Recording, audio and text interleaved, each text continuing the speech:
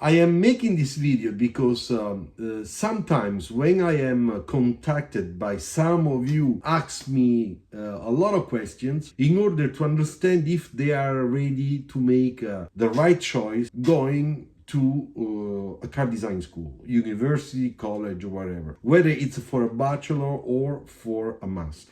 When I make those video calls, of course, what do? I look at those people. I mean, I have this interview, okay, one by one, face to face, and I let, of course, the person to speak a little bit about its life, what he's doing, which school he went to, and how come he got this passion, this conviction that he has to go or she has to go to a car design school. In general, I would say that the majority of people give me the right answers, because while I am listening to the person telling me all the motivation that is, all the things that is really pushing this person to go for car design school, and therefore contact me in order to have all the information necessary so that it can pass to the act of enrolling in any design school, I listen very carefully, because I do a sort of a distinction between two categories of people. I have the people that really, I think, can make into a good design school and for sure have very strong chances to become car designers one day. And then there is another category of those that I call, I thought I was, but I am not. Because one thing that we have to understand, and a lot of people don't understand, especially if you are very young, is that to become a car designer, it's not only about a strong passion for the automobile design world. It's also something that has to do with a sort of inner motivation and sort of a talent for art, for appreciating beauty, drawing, paintings, photography, graphics, all sort of things that give you that strong feeling that when we talk design in general, since you were young, you have a sort of affinity, you know that you feel that thing, you know, that you understand that thing. And in general, the majority of the people that contact me give me the right answers to my questions. And my first question in those cases, during those face-to-face, it's always the same one. Can you show me some drawings? If you have such a strong passion that you really want to become the best car designer on earth, I'm sure you already have sketches. Can you show me? So in the majority of cases, people show me sketches. And that for me, it's a very strong signal that this person is in the right category, because it looks like since this person was a child, he already had that passion that motivated him to sketch on paper what they considered cars, even if they don't look like cars, but they were sketching. They were trying to reproduce the cars they would see around, and then the more they grow older, the more they draw, the better they get, even if they are alone and they still don't have any learning or any teaching in order to draw well, to learn at the right way, therefore learn how to take their own ideas on paper so that they can see the real results. What it means, you know, the step one to become a good car design student, or also industrial design student. What I'm talking about applies a little bit in every design field, okay? When I look at those drawings, I check if there is a sensibility in the form, in the proportions. Because in general, people that have a strong passion and talent and motivation for car design, even if they are very young, they are able already to reproduce sort of good proportions in their sketches. And that's very nice, because that means they really have this inner thing that comes from, I would say, the DNA. It's like God's present, you know. Nobody can really scientifically prove how this person has this inner thing, you know, but they have it. And therefore, with that talent, even if it's very raw, but with that talent, combined with the strong passion and motivation for that specific field, they can they put all this together and develop a very strong energy to draw a lot and to understand that that's the step one, and they want to do that so that they can see better day by day, year by year, their ideas on paper. And therefore, they get very excited about. And that's normal. Like all of us that are sketching already, or designers that are already working as designers. The better you draw, the more you understand what you have in mind. You can better explain to your colleague or to your director or modeler and see your model, it comes out exactly the way you want. Because you know how to draw and explain it with sections, with sketching, with shading, with perspective, all that beautiful stuff that we do that I teach on this channel and that I teach on my online course face-to-face. So that category is the right category. Those are the people that, in my opinion, are eligible to go and say, I really want to be a car designer and I do all my efforts, I'll make all my efforts in order that I can be a good student, learn the more I can, do even extra work, make that extra step, which often I talk about, and therefore try to beat the average of the class, be over the average, and be a very good student to become a good designer. In general, those people do really well in school. And they put together a good portfolio and midterm time so that they can get a good internship. And then at the end, after experiencing as an intern, they can make, after a couple of years, at the end of the school, a very good portfolio made of all their projects that is really well planned, really well put together, very professionally, with very good ideas, very well exposed. Their portfolio, it's a professional portfolio, even if they are still students, but professional portfolio to be considered. And in that case, it's gonna work.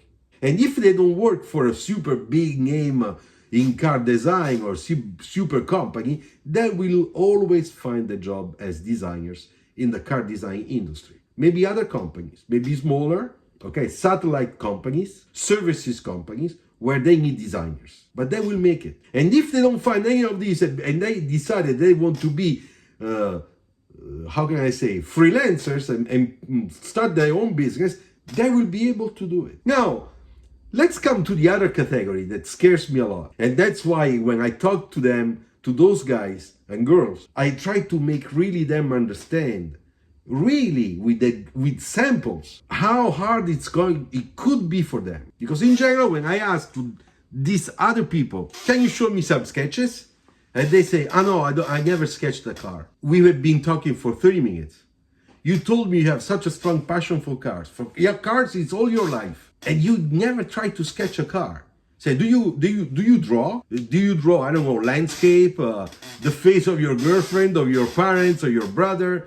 In general, that's what I used to do when I was very young. I liked a lot to sketch in class. The teacher wouldn't see me, and I would look at my classmates, and I would draw, their profile with a 2H pencil, and with my finger I would make the shading and stuff like that. Then I would give them the drawing as a present, because they don't do.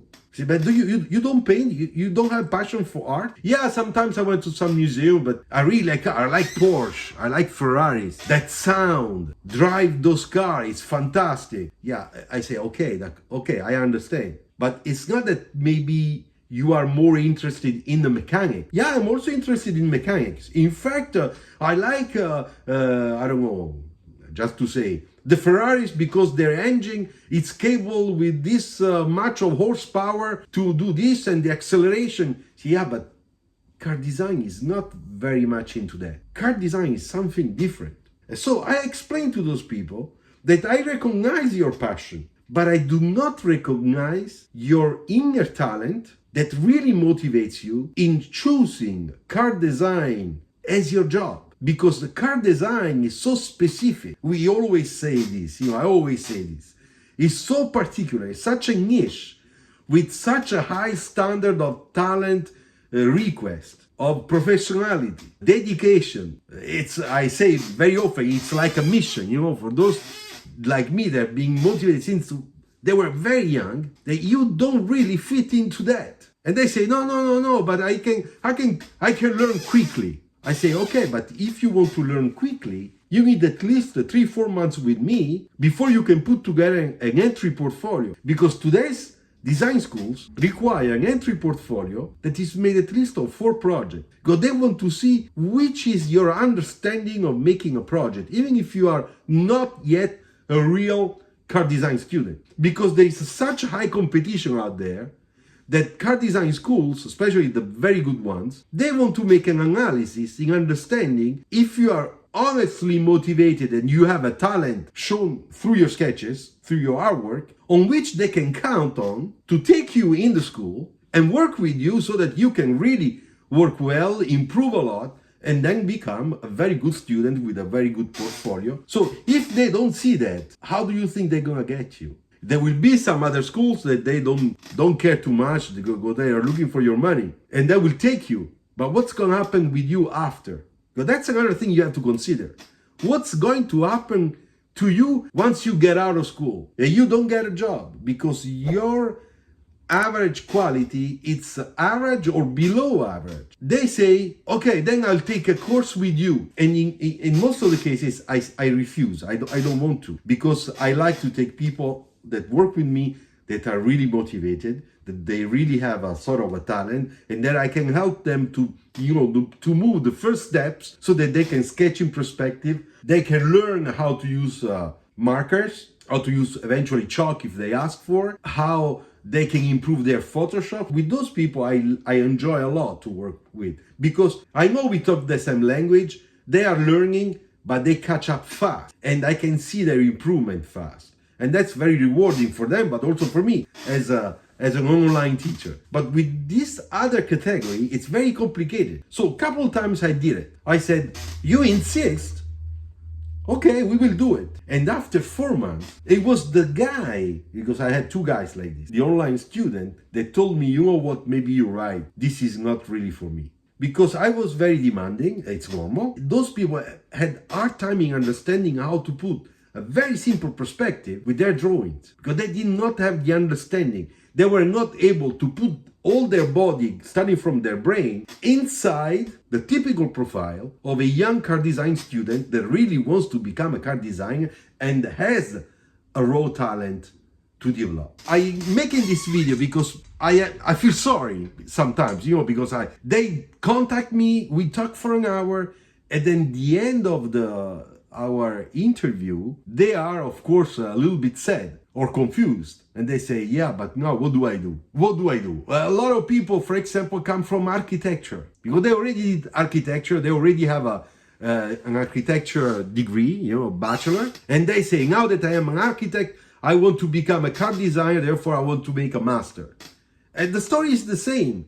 It's even worse, because with a master, you have what? 1 year and a half, because you have a prep program that not all schools offer. But let's talk about those schools that offer 2 years of master. The first year is to learn or to improve your sketching, because the school knows that coming from another university that is not car design, you will have hard time in sketching.